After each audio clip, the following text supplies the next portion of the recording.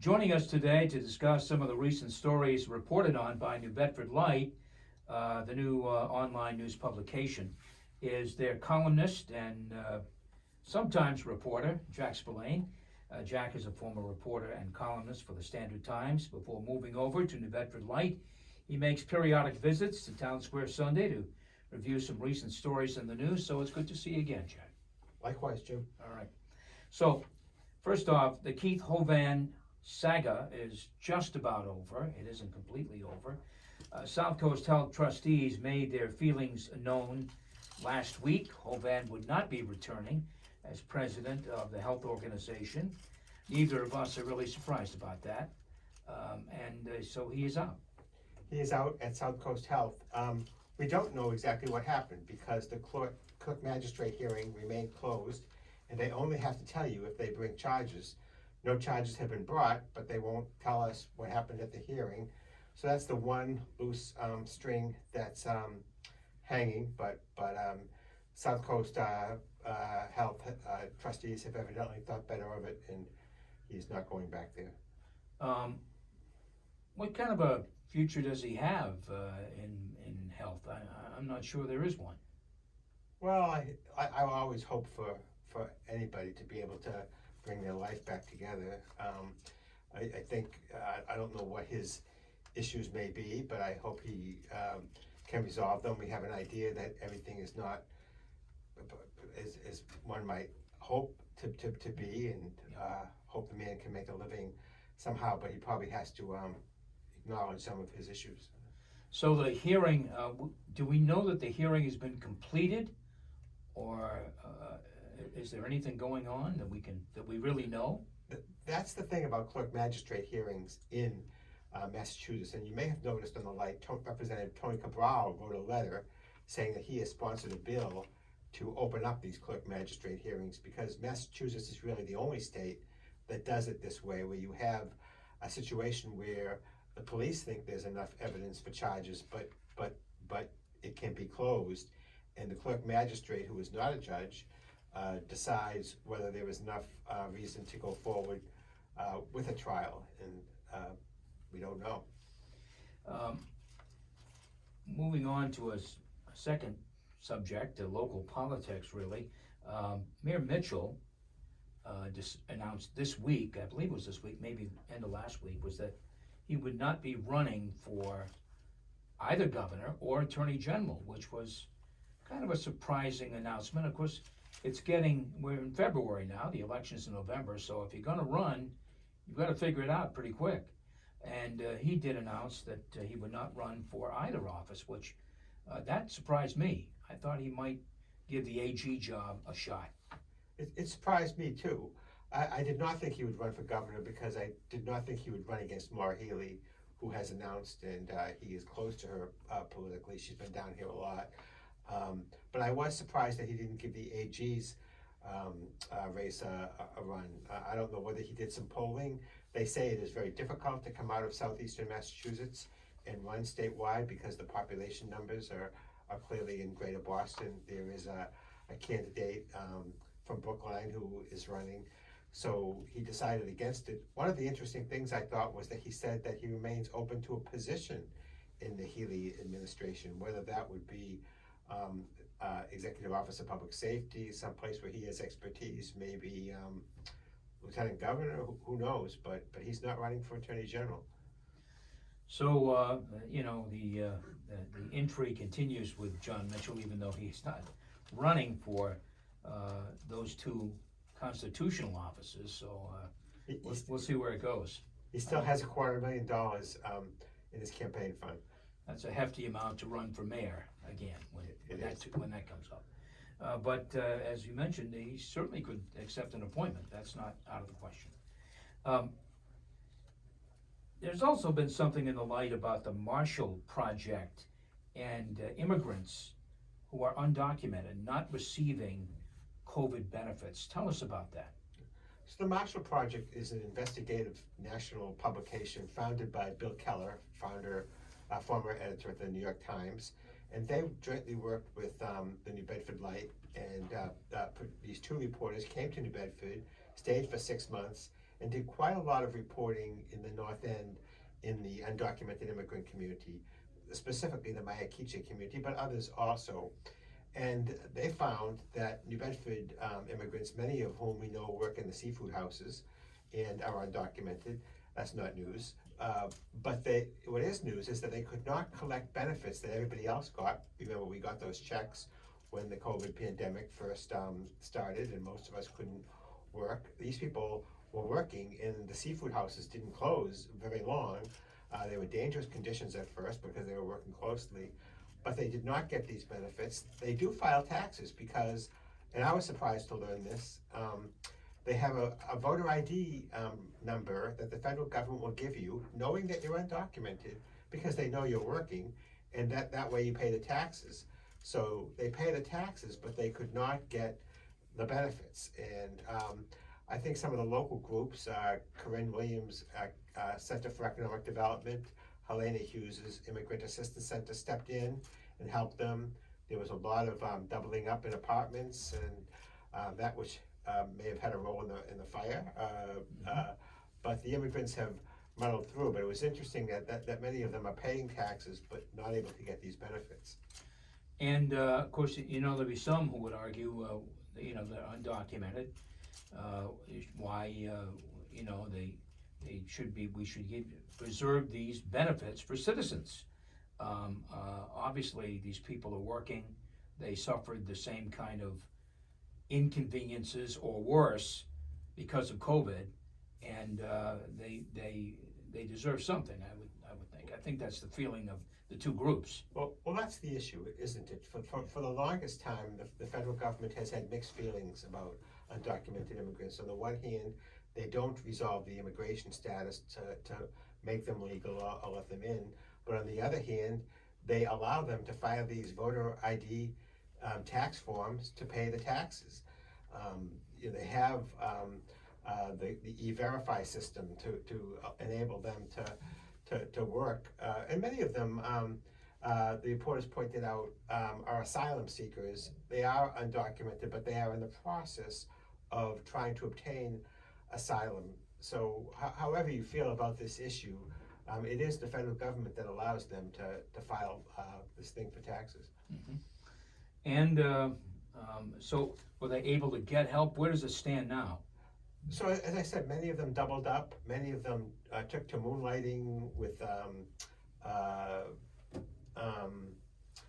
selling food and things like that. But there was a provision in the Build Back Better plan, which I didn't know about, which would have allowed them to get these benefits. We all know, of course, the Build Back Better plan did not pass. Yeah. So whether they separated it out, it's hard to imagine a provision for immigrants passing, given the division in the country over for it. sure. Yeah. So this is Town Square Sunday. We should mention. I'm Jim Phillips. My guest is columnist Jack Spillane of New Bedford Light. On to your favorite topic now, Jack. City Council. The council president, newly elected, Ian Abreu, has announced the formation of four new council committees. He's named first-year councilor Shane Burgo to head the panel on housing in New Bedford, a very, very important issue, and an issue that just doesn't end when you find somebody an apartment. I mean, that's way down the list when you come to it's the cost of housing, the cost of apartments today, the cost of renting. Is there enough affordable housing? I mean, there's so many issues that this committee is liable to tackle. It is a daunting task, really, for a veteran councilor, I would think, never mind one who's just starting out. I know you have a lot of respect for Burgo. He has got some wonderful ideas about how New Bedford should operate, but this is a big task. Yeah, there's no question that giving a freshman councilor a chairmanship is something we haven't seen that often. However, there's no doubt that Councilor Burgo was the person who talked most about this issue, affordable housing, and it is a crisis right now in the city with the rents escalating so rapidly. There are some developments on tap, and I think whether it's the discussion of gentrification or the discussion of how do we get more affordable units? Berko is as well placed as anybody to be an expert on that issue. It will be interesting to see if he's able to rise to the occasion as chairman. He's a very sharp guy. We'll see. Any questions, any thoughts about the other appointments, and did you see anything that catch your eye there? Well, there were a couple of things that caught my eye. One was that he made Councilor Brian Gomes the chairman of public safety again, but he put freshman-elect Councilor Burgo as the vice chairman. Now, that's two very different views on the issue of the police department's relationship with the minority community. And that struck me as a good thing to do, because you have both views represented, and one side or the other is not going to claim that our views are not represented. It was also, I thought, an act of generosity to give Councilor Gomes this chairmanship, which he likes, and which he ran against Ian for the council presidency. So I thought that was an act of magnanimity. Interesting, Councilor Morad will not be the Finance Committee chairman. My understanding is that she was offered it and did not follow up on that. So we have Councilor Brad Markey taking that chairmanship. That will be interesting. Brad is certainly competent. He's been on the council for a few terms now to do that. And Councilor Morad is going to chair Environmental Justice, which she has spoken about some concerns about the city's liability in the Bliss Corner problem in Dartmouth. So she's certainly competent to do that. Is the city liable? There's some evidence that it may be, and the town of Dartmouth as well. It's hard to imagine that the dumping that went on there, nobody knew about. Whether they can prove it in a paper trail is another question, but it may be. Council's also been fighting about masks at recent meetings. And Councilor Morad was outspoken in her criticism of another councilor who was not wearing a mask. She was. This was a difficult scene at the council, if you've seen the video. I think we're all sort of stressed out at COVID as we approach the third year. And the issue of masks, we've all worn them, not worn them, wonder if we're doing the right thing, and people are stressed over it. This was a situation where Councilor Carney correctly pointed out that you don't have to wear the mask in council chambers. It's exempt from the City Hall mask directive. You also don't have to wear it at your desk if nobody is there, but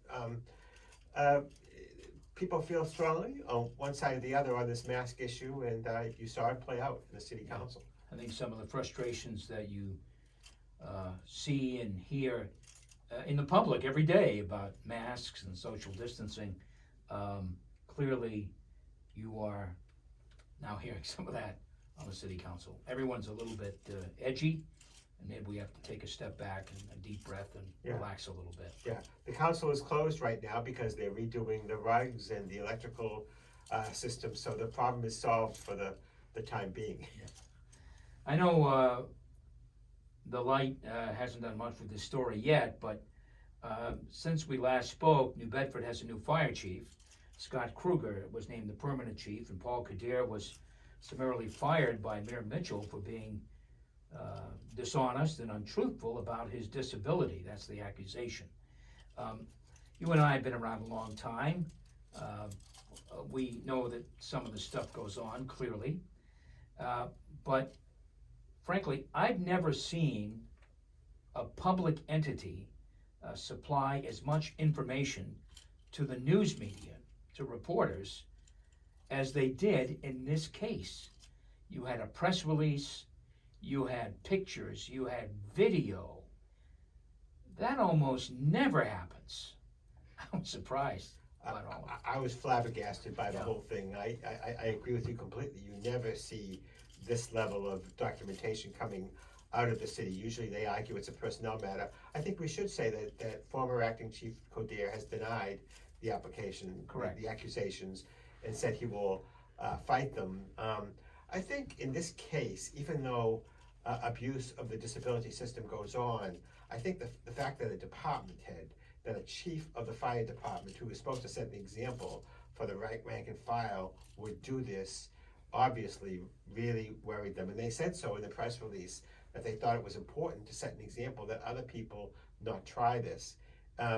If it is true, it certainly is discouraging that a chief would do that. And again, the example, this is, they made this all-out push, I'm talking of the city now, to discourage and point out that this is really wrong, and that rank and file should pay attention. And that they will surveil you if they feel that you are not acting in good faith. I thought that was interesting, that they made no bounds about it. That's how they documented it. They surveilled him at his residence. Yeah, it was an incredible piece of information that they've handed over, certainly.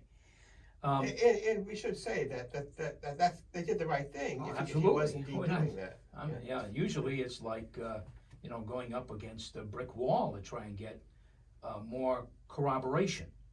Not this time. You can read Jack Spillane's columns and all of the local reporting at newbedfordlight.org. I know you've added a couple of people recently. Is that so?